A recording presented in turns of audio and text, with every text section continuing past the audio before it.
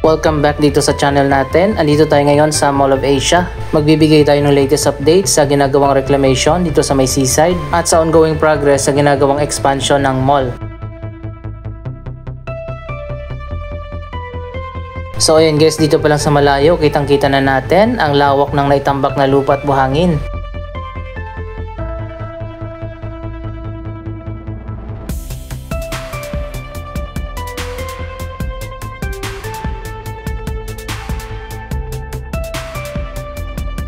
Tuloy na talaga ang progress sa reclamation project na may lawak na 350 hectares. Ito ang Island Sea.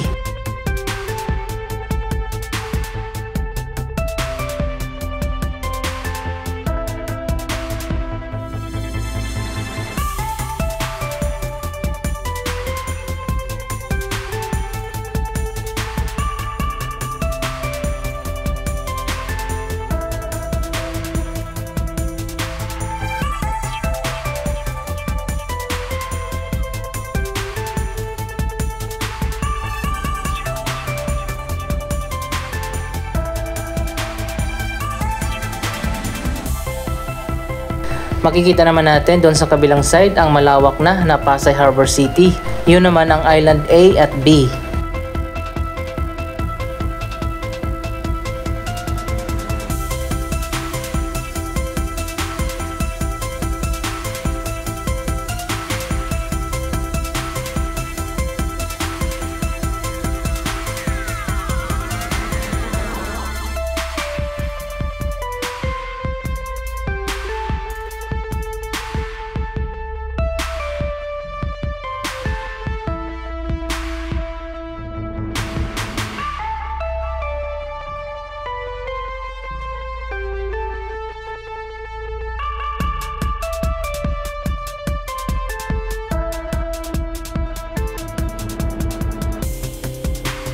Malapit na talagang matambakan yung buong seaside sa likod ng Mall of Asia.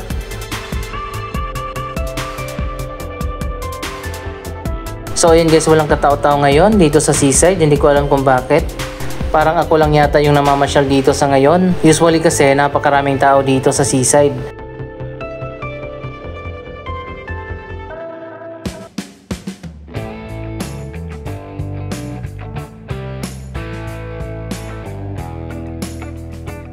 Wow, ito na pala oh, buo na yung bagong arko dito sa North Wing Sky Garden.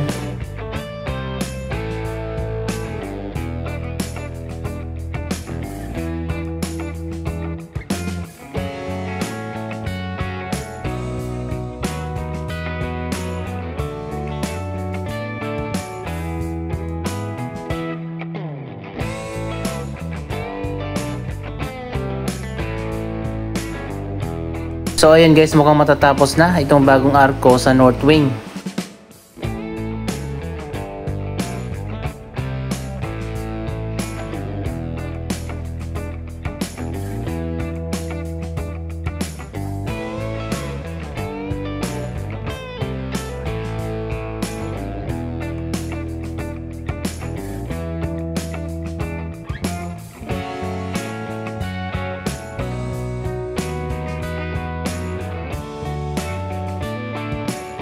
Siguro magiging iba yung disenyo ng Sky Park dito sa kabila.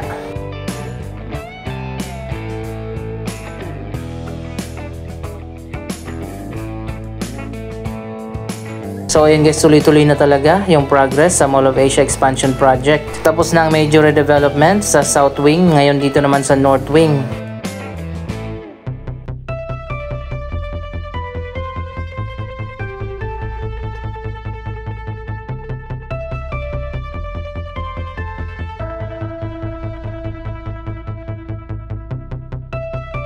Ilang buwan na lang mula ngayon, tuluyan ang mawawala ang magandang ocean view dito sa likod ng Mall of Asia. Pero sa tingin ko, hindi yan isasagad dito sa mismong Baywalk, katulad sa ginagawa ngayon doon sa Pasay Harbor City na merong water channel na pagitan. Panoorin nyo na lang yung update na ginawa ko doon sa Pasay Harbor City. May bago na rin pala mga seating areas dito sa seaside.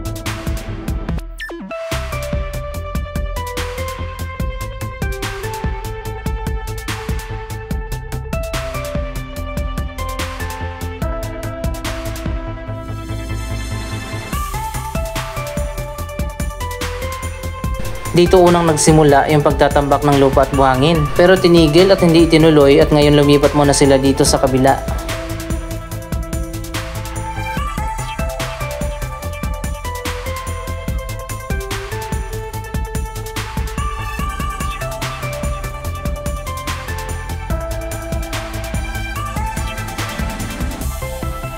Ang Pasay Harbor City naman mabubuo na yung dalawang man-made islands.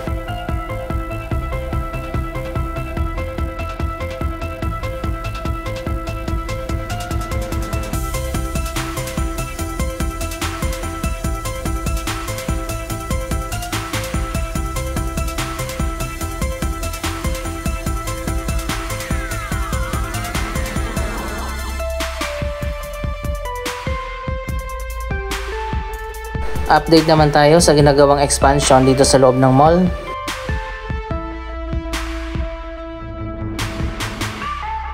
Binuksan na nga yung mga bagong indoor garden dito sa likod. Napakaganda na dito at ngayon pwede na tayong maglakad diretso na hanggang doon sa entertainment hall.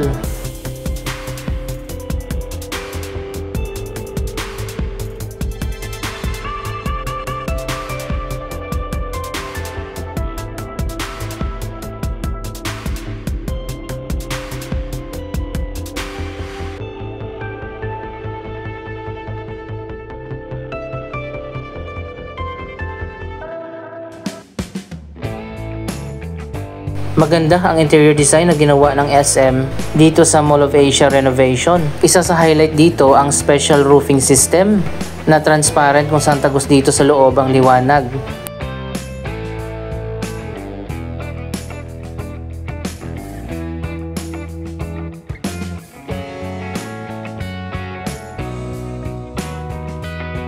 Maganda rin yung sitting areas nila dito sa mini garden.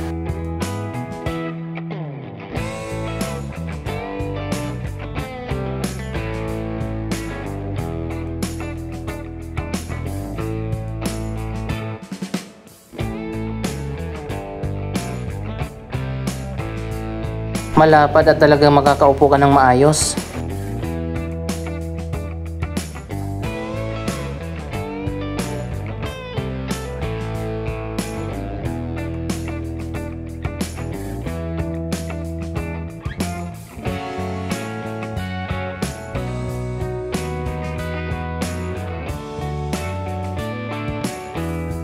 Samantala coming soon pa ang iba't ibang mga stores at mga restaurant na magbubukas dito.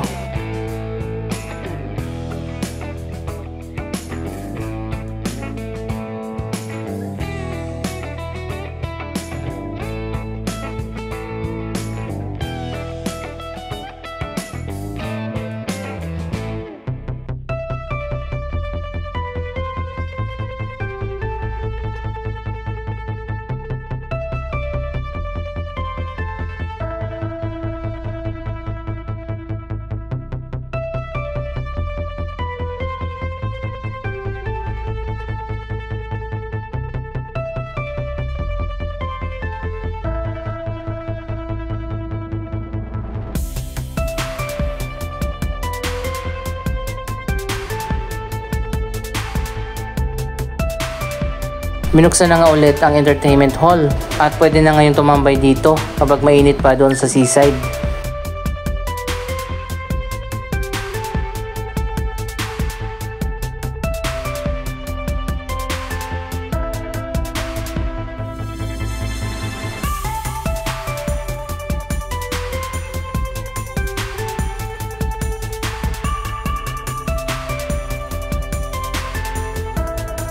Dito sa South Wing, bukas na lahat ng mga stores at mga restaurant.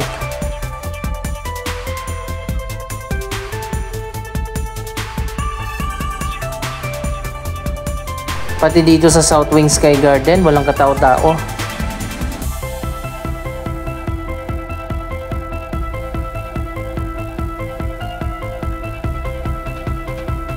Usually napakaraming tao dito sa may playground.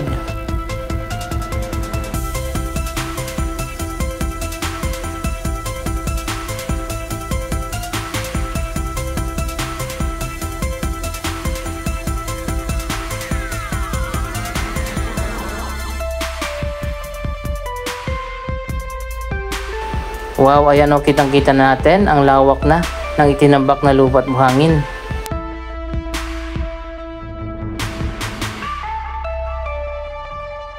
Ganyan kalawak ang SM Prime Reclamation Project.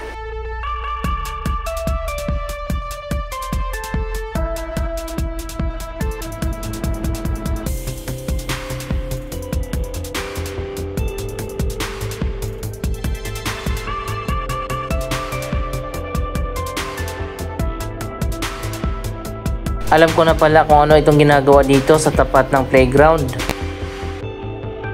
Starbucks pala ang magbubukas dito.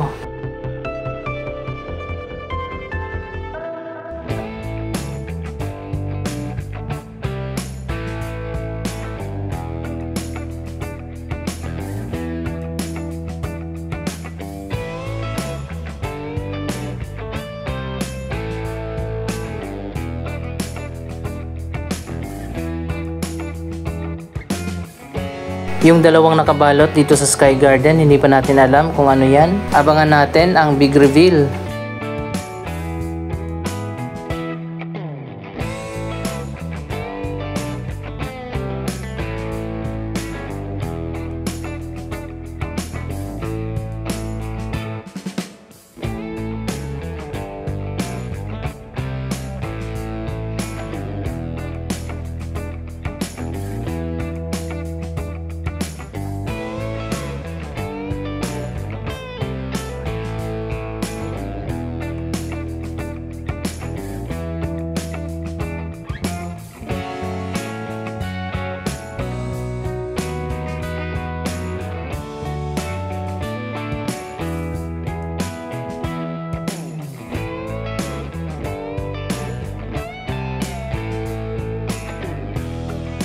Excited na rin ako na makaakyat dyan sa bagong Sky Park, football field at meron pang pet park.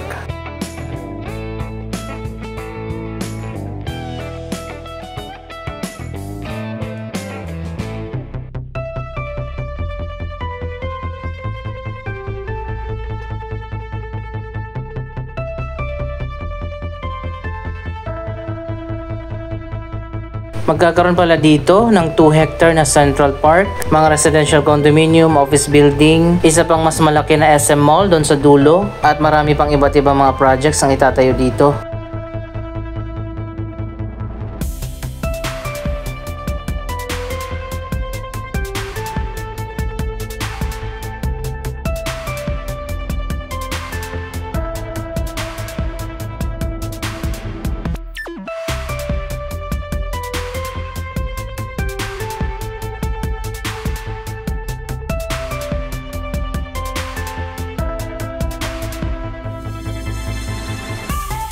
Unti-unti na nga binubuksan itong mga areas dito sa North Wing na natapos na.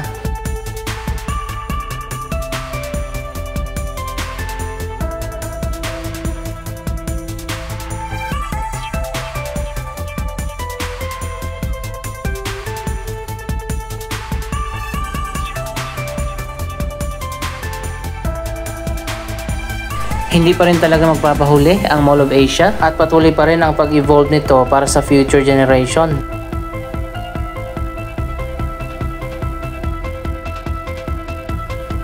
Ibang-iba na nga ang Mall of Asia ngayon sa nakasanayan natin noon.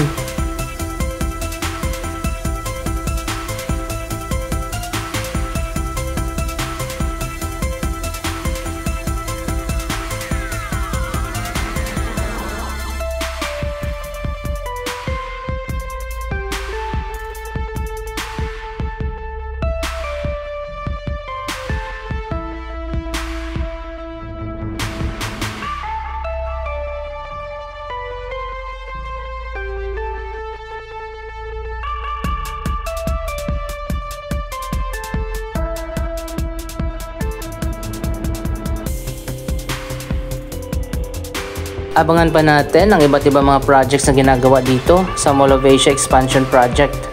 Anong masasabi nyo sa proyektong ito? Mag-comment lamang dyan sa baba ng inyong mga reaksyon. Maraming salamat sa inyong panonood. Don't forget to like, share, comment at subscribe. Thank you for watching!